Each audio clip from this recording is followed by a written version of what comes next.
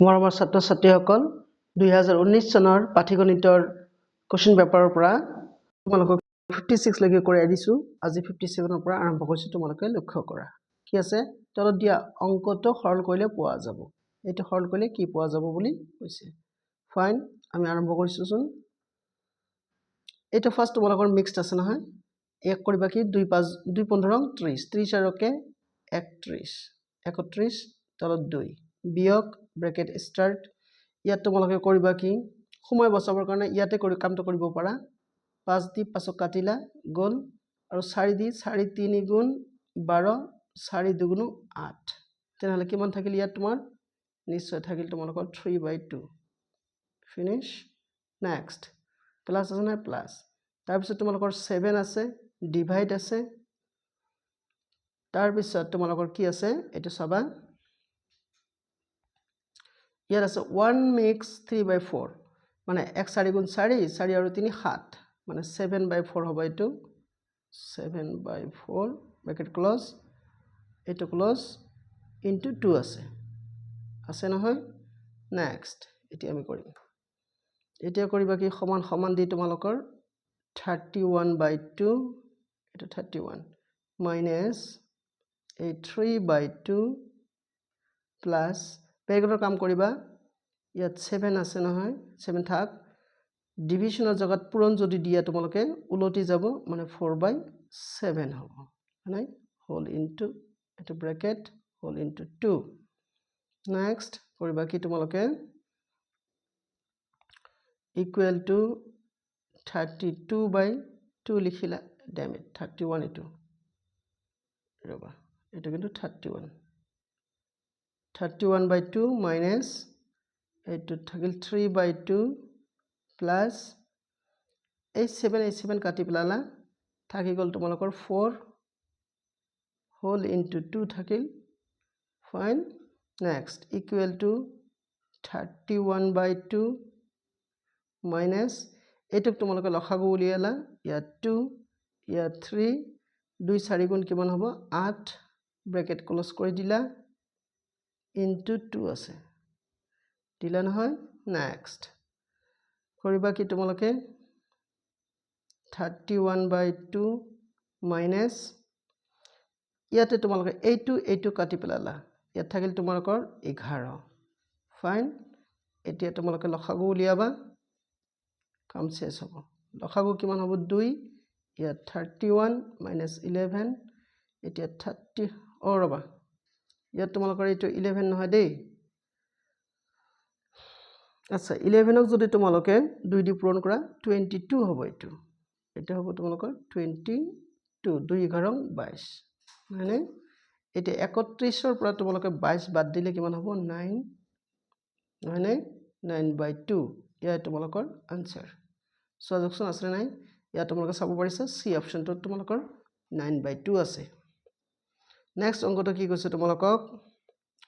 তলত দিয়া অংকটোৰ ভিন্ন ৰূপত সৰল কৰিলে পোৱা যাব এটো মই ইয়াতে কৰি দিবলৈ তোমালোকক চেষ্টা কৰিছো ফাৰ্স্ট এটোৰ পৰা এটো আমি সাবট্ৰাক্ট কৰিম বিয়োগ কৰিম না এই 5 ৰ পৰা 5 যদি তোমালোকে বিয়োগ কৰা কিমান পাবা 0 পাবা ইয়াত 0 বহাই দিলা তোমালোকে ফাইন 7 ৰ পৰা যদি তোমালোকে 2 বিয়োগ কৰা কিমান হ'ব 5 দশমিক আছে দশমিক বহাই দিলা এতিয়া 2 ৰ পৰা 1 বিয়োগ কৰিলে তোমালোকৰ কিমান হ'ব 1 1.50 ফাইন এতিয়া মাজতে প্লাস আছে না প্লাসটো দি ললা দিয়াৰ পিছত এতিয়া 5 ৰ পৰা তোমালোকে 0 বাদ দিলে কিমান হ'ব ৰবা 5 ৰ পৰা 0 বাদ দিলে 5 এ থাকিব ফাইন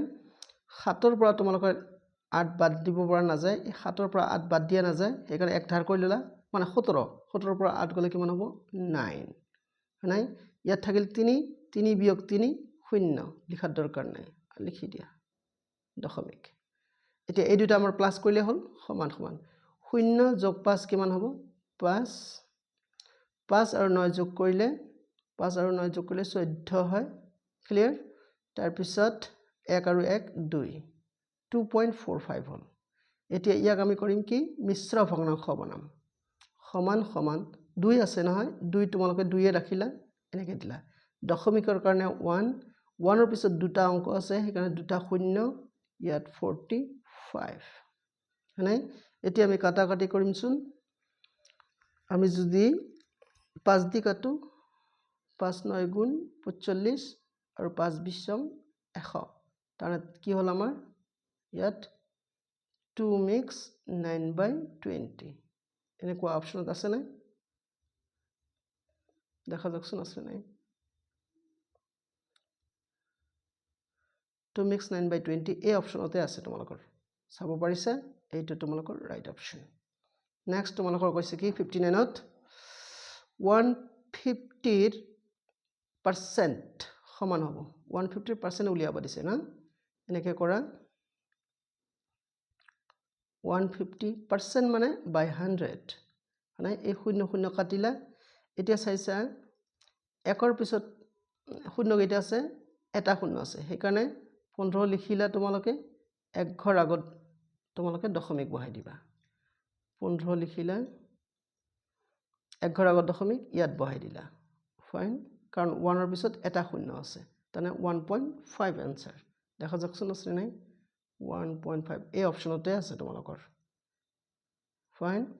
এতিয়া 6 নম্বৰত কি কৈছে তোমালোকক দুপৰীয়া 3 বাজি 5 মিনিটত লিখা হ'ব 3 বাজি 5 মিনিট কেনেকৈ লিখিবা ৰবা কৈ দিছো